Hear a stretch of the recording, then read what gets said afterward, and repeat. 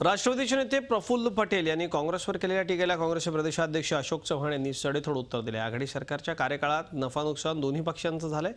जसा तोटा राष्ट्रवादीचा झाला तसं नुकसान काँग्रेस राष्ट्रवादीमुळे झालंय अशी त्यांनी टीका केली। ते नंदुरबारमध्ये बोलत होते। पिछले 5 साल जो हमारी सरकार के रहे उसमें ज्यादा नुकसान हमारी सरकार को या हमारे राष्ट्रवादी कांग्रेस पक्ष को अगर किसी से हुआ है तो हमारे कांग्रेस के साथियों के वजह से ही हुआ है।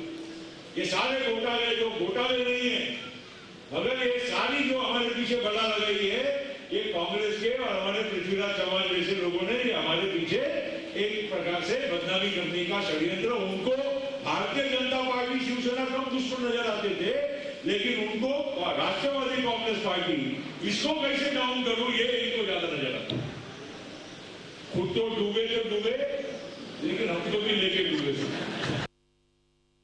प्रफुल्ल पटेल यांचं वक्तव्य विधानसभे आणि लोकसभेच्या निवडणुका होऊन जवळपास 2 वर्ष पूर्ण झाली असतात अशा स्वरूपाचं स्टेटमेंट आज येणं निश्चितच आश्चर्यजनक आहे। कुठल्याही परिस्थितीमध्ये शिवसेना भाजपचा मुकाबला करायचा असेल तर काँग्रेस राष्ट्रवादीने एकत्र आलं पाहिजे।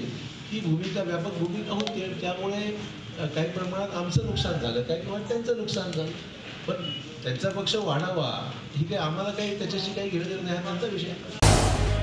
झी 24 तास रहा एक पाऊल पुढे।